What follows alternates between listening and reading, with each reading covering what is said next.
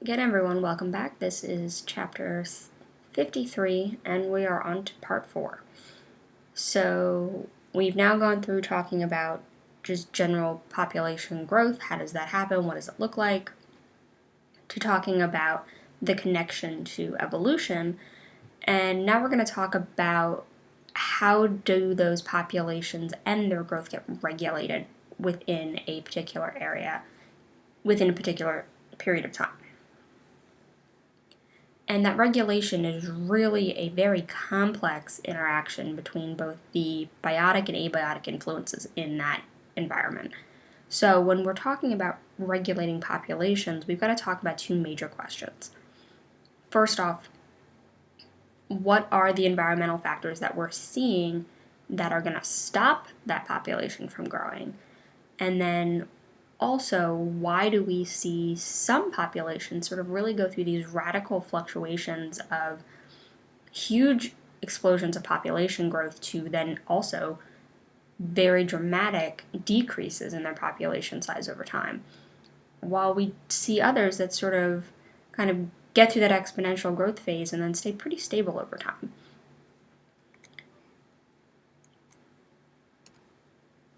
So, what we're looking here at is really the complex interaction between density independent populations, where regardless of whether you've got a low population density, which is sort of what's on this side, versus a high population, you really have a pretty flat birth and death rate. All right, so your population is relatively steady, it's not fluctuating greatly over time. Okay, so that's your density independent versus your density dependent, where my population is low, and so my population size is going to grow and grow and grow and grow and grow, and then it's going to hit a tipping point, your equilibrium density. And once we pass over that threshold, all right, my birth rates have to start decreasing, my death rates are going to start rising because my population size is now too big. And so this whole sort of pivot point pendulums back and forth with these density dependent populations because their size, their growth, really truly is dependent on how many individuals there are in that population at that particular time in that particular area. So, with density dependent populations, their birth rates and their death rates are really kind of this negative feedback mechanism. All right. And so as they get too big, those factors are going to go, oh, nope, you're getting too big, we got to go back the other direction. All right. And so their death rates start increasing. Once they get below that threshold again, their birth rates can start increasing again. Okay. And so it's very much a up and down kind of cyclical pattern as they're constantly walking that thin line of that density equilibrium point. Okay. And with your density dependent populations, there's a whole host of factors that are going into their population's growth or decline. Anything from competition for resources, more individuals, more competition, less resource availability. Your territoriality. All right, if I need a certain amount of space in order to be happy and willing to reproduce and do all of that sort of stuff, that's going to have a major impact on whether or not I'm spending time protecting my territory or spending my time gathering resources, making offspring, so on and so forth. Disease. Just think about it. All right. What do we tell you to do when you're sick? Stay home. Okay. The more people you come in contact with, the higher the density that you're involved with, the more likely you're going to pass that disease on, the more likely it's going to spread to the population and have dramatic effects. All right. Versus you being at home alone in bed, there's nobody to pass it to.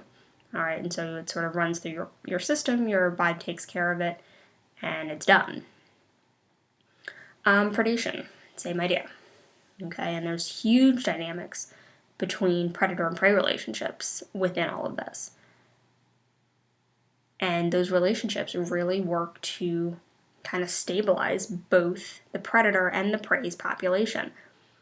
We take away the predator, their prey population explodes, right? Until they now have a much higher carrying capacity because that factor isn't present. Eventually, though, they'll reach that point of where they're having more competition with each other to get the food and water and mates and all that, and so their population will decrease. But what we see when the predator is present is that they sort of fluctuate with each other, and we'll take a look at that in a second. Toxic wastes, other physiological factors, there's all sorts of things. And your textbook does a nice job kind of going through and giving you a little bit more detail on that. So spend some time with figure 53.17 and kind of dig into some more of the details with that. So here's kind of what I was talking about. So when we talk about populations over time and focusing on those density dependent situations in particular, we really see that there are a lot of dynamics, a lot of fluctuations, lots of complex interactions that are going on both between the biotic sides of things as well as the abiotic. And that's where we get the variations that we see in different population sizes.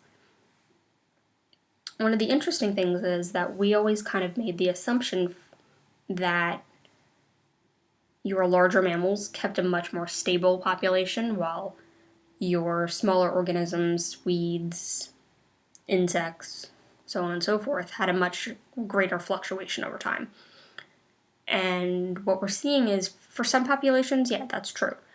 All right, but it's more complex than we used to think. Okay, and so some of the long-term population studies are starting to challenge that stability over time. Okay, and so we're finding in particular things like weather and those predator-prey relationships really have a dramatic effect above anything else on the sizes of populations. So here you're taking a look at your wolves and your moose population, and as we sort of have some stability here, but as that wolf population explodes, they're over predating those moose, so their population crashes because now they don't have enough prey to eat. As their population is crashed, now that moose population is able to rebound. Once there's enough prey, we see the moose population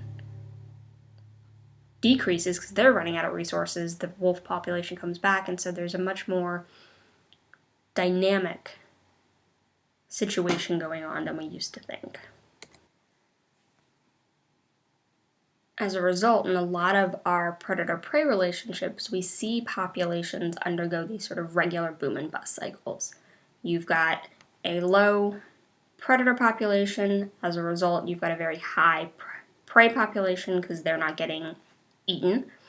All right, but over time, they're going to outcompete themselves. Their population's going to drop. Well, so is their predator population. As those rebound, though, we're going to see a spike in their predator population as well. And if you also take a look, it's not an immediate spike. All right, they're not directly overlying each other. There is a delay that's going to happen. So here I've got that huge spike in my prey population. Shift time just a little bit forward, and now I've got that big spike in my predator. Okay, but prey comes down, so does my predator. Prey comes up, so does my predator, so on and so forth. So we've got these booms or these huge explosions in the population, but they're going to overuse their resources, and as a result, they're going to bust or greatly decrease. And there's a very nice, if you will, connection between those predators and those prey, all right, which is what this is showing. We also see a similar idea here with the moose and the wolf as well. Last thing to kind of mention while we're on the topic of population dynamics are these things called metapopulations. And what these are you've got a sort of patchiness, if you will, to a given area. Let's just take a particular state, all right? And within that state, you've got tons of pockets of populations of the same organism, but they're not directly connected to each other, so they're not just one large population. As a result, what you're looking at is a metapopulation. So individual pockets, they're close enough that those organisms are capable of immigrating and emigrating between them, but they themselves aren't directly connected by resources and appropriate areas for that organism. So what we end up seeing here is that there's a huge connection between the stability of one area, one particular population within this metapopulation idea, and another. And that link, that connection to their stability comes from the fact that I've got individuals who are immigrating into one population as they emigrate from another. And so those high levels of immigration help to stabilize and keep all of those smaller populations going. So if I have something dramatic happen to one particular population within this metapopulation, it's possible for organisms from population A to move into that destroyed population B and reestablish it. So these metapopulation studies start to become very interesting in looking at the extinction or lack thereof in particular areas. We study a lot of metapopulations in respect to evolution, particularly when we start looking at gene flow. So how do the genes of a particular population travel from one to another, and what does that do to the stability of the populations that are being moved into, as well as what's happening to the ones that they're leaving. And that really starts to give us a nice idea as to that stability. We start cutting off that immigration, that emigration, and we get much more of a potentially dangerous situation for the population that's now become isolated. It's also something that we're focusing on from a conservation standpoint, because if we can keep at least these metapopulations and these individuals being able to get from one population to another, that helps stabilize the whole picture. All right, but when we cut them off, we're leading that isolated population at a much higher risk for extinction and not being able to resupply it because there's nobody coming in. All right, and so we're looking at land bridges and all sorts of ways to connect these now isolated populations to make them more of a metapopulation and keep them more stable, keep them around.